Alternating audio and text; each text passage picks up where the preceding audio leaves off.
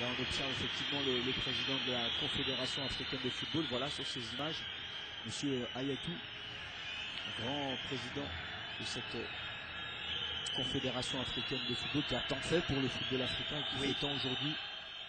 Le président Ayatou, grâce à lui, le football africain n'est plus le même depuis qu'il a pris la tête de cette institution. C'est un homme qui a énormément fait pour le continent, même si parfois ses décisions n'ont pas été comprises d'une façon ou d'une autre par la presse internationale, par la presse africaine aussi. Il faut savoir tout simplement que quand on est à la tête d'une institution comme celle-là, on ne peut pas toujours faire l'unanimité. Et regardez cette image. Le président qui a des lasers dans les yeux. Mais c'est inadmissible. Mais c'est inadmissible. J'espère que la commission de discipline de la Confédération africaine de football va se saisir de ça et en faire un exemple. Mais c'est inadmissible. C'est pas possible. Alors que les arbitres ont été complètement... et les joueurs tunisiens qui...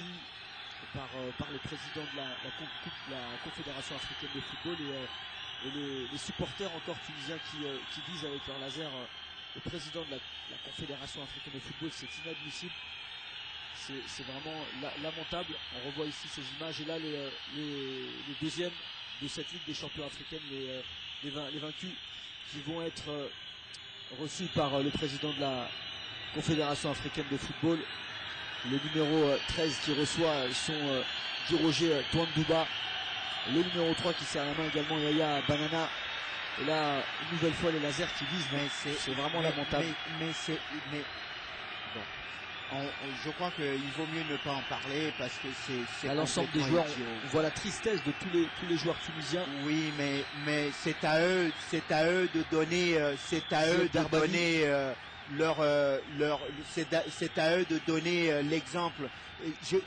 Et c'est très bien de la part des joueurs. Il ne faut pas refuser les médailles parce que ça permet ça envenime la situation.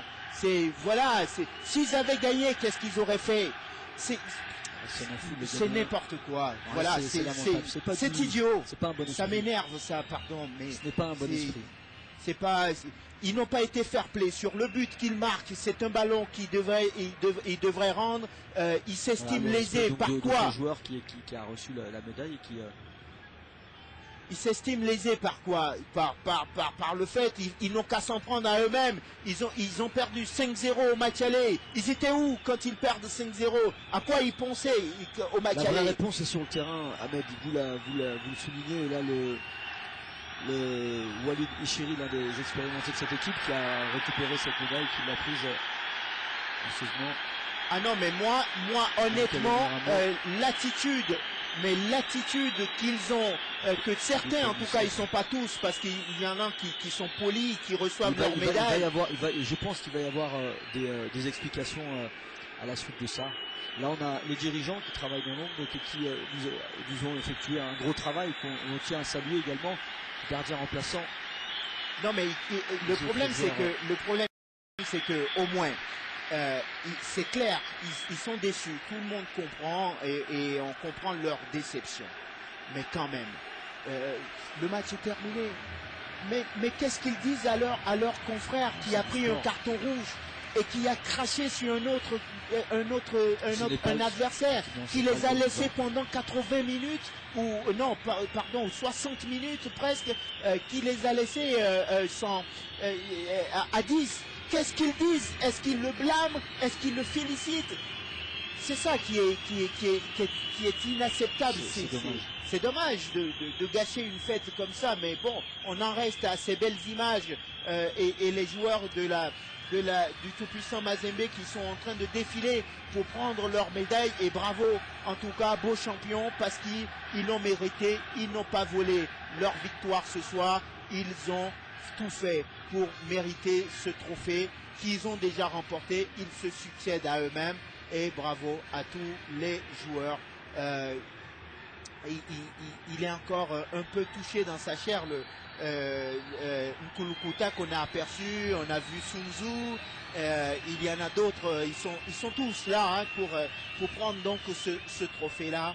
Bravo vraiment, tout puissant Mazembe de la République démocratique de... Pourquoi j'arrive plus à dire ça? La République démocratique du Congo. Fatigué, je suis peut-être trop énervé par... C'est effectivement l'énervement et Ahmed, ce qui s'est passé également, ce qu'on a déploré, il faut le dire. Et là, on a l'ensemble des joueurs qui arrivent également. Le numéro 15 qui a fait un gros travail. Kaloui Touka, bien sûr, le poison qui aura été un homme absolument... c'est lui qui a fait du mal. Hein. Il a fait du mal à cette équipe tunisienne. Toujours à la limite de la position irrégulière. Même si effectivement il a loupé, on peut pas lui en vouloir parce qu'il a été très bon. Le score aurait pu être encore plus lourd. C'est-à-dire qu'on aurait pu assister à une victoire carrément du TP Mazembe. 4 ou voire 5 buts de différence. Bien sûr. Et là, le coach Lamine Diaye, que l'on tient à saluer. Et on salue d'ailleurs aussi tout le Sénégal qui a dû suivre aussi cette belle compétition qu'est la Ligue des Champions. Et là, le capitaine de cette rencontre, Miao, le numéro 20 qui va recevoir sûrement dans quelques instants, Ahmed, la nouvelle Ligue des Champions africaine, récupérée 2 fois d'affilée, 2 saisons d'affilée par le tout-puissant Mazembe. Comme son nom l'indique, le tout-puissant a vraiment été très puissant cette année. Il a vraiment perforé les scores. Il a vraiment voici la remise de trophée au capitaine Mihayo. Je sais que le TP Mazembe ira fêter avec son public à Lumumbashi dans les heures à venir. Lumumbashi, on salue tous les supporters des Corbeaux et ça fait donc comme les aînés. Le TP Mazembe vient de marcher dans les traces de Pierre Kalala, de Saïdi Léonard, de Martin Chinambou, de Robert Kazadi, Pierre Katumba, André Kalonzo, Ntumba Kalala et Nyembo Toyota, pour ne citer que ceux-là. Vraiment, bravo. Le TP avait été vainqueur en 67-68. Ouais, c'est le Ostram, l'animateur narcissique.